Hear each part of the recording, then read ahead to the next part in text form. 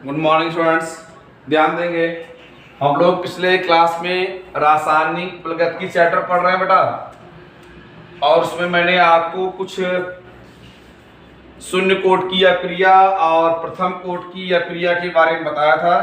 तो उसमें यहाँ पर सवाल लगवाने थे, सवाल आपको बताया जा रहा है। क्वेश्चन है कि प्रथम कोट की अक्रिया के लिए अर्ध आयु 63.3 सेकंड है। इस अक्रिया के वेग स्थिरांक की गणना कीजिए।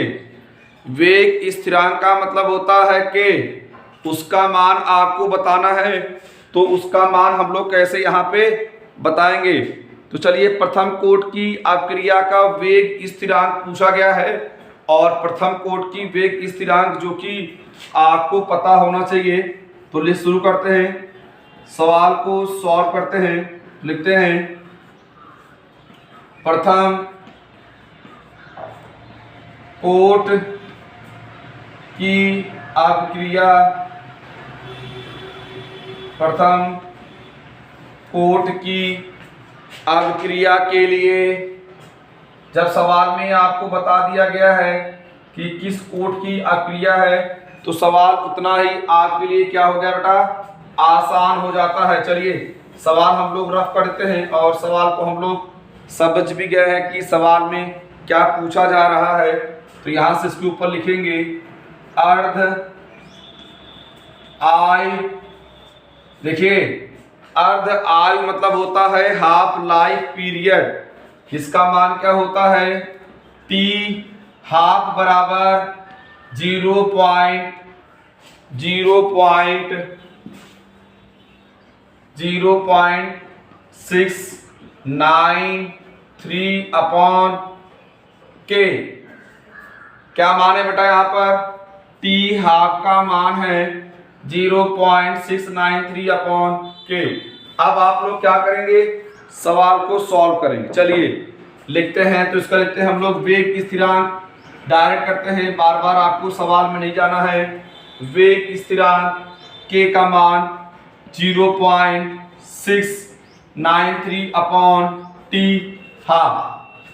अब इसका टी हाफ आपको दिया गया है, जहां पर आपका टी हाफ का टाइम भी दे रखा है। टी हाफ का टाइम दिया था सवाल में, टी हाफ का टाइम दिया गया है सवाल में 69.3 सेकंड। कितना दिया गया बेटा, जहां पर टी हाफ का मान दिया गया है 69.3 सेकंड। चलिए, अब यहां पर वैल्यू ऊपर रखते हैं, इसी में इसकी वैल्यू रखेंगे तो सवाल हमारे लिए क्या हो जाएगा बच्चों, आसान हो जाएगा। तो हटा देते हैं इसको।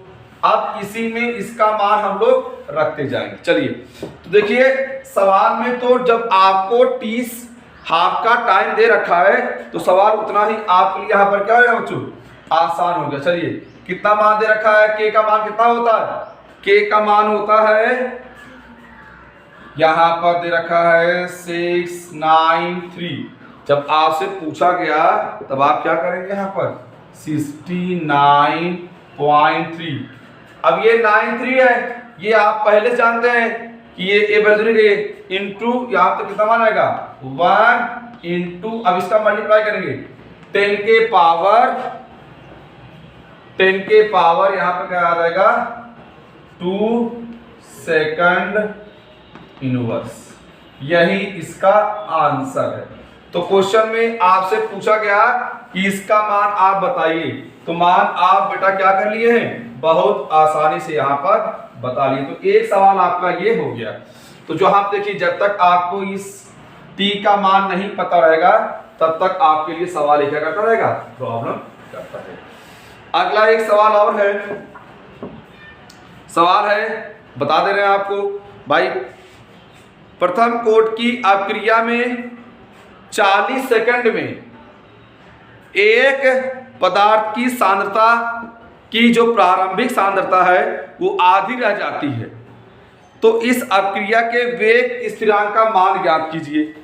अब उसने पहले ही आपको बता दिया गया है कि क्वेश्चन है प्रथम कोट की अक्रिया, उसने क्वेश्चन फिर से सुनेंगे।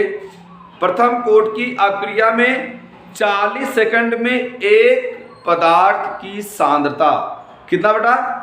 40 सेकंड में एक पदार्थ की सांद्रता प्रारंभिक सांद्रता की आधी रह जाती है।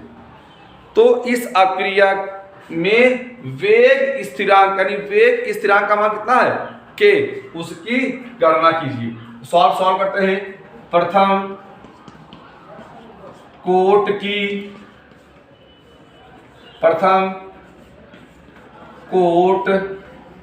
की अक्रिया आपको दे रखा है, जो कि आप बहुत पहले से पढ़ते आ रहे हैं। टी हाफ बराबर होता है 0.693 अपॉन के।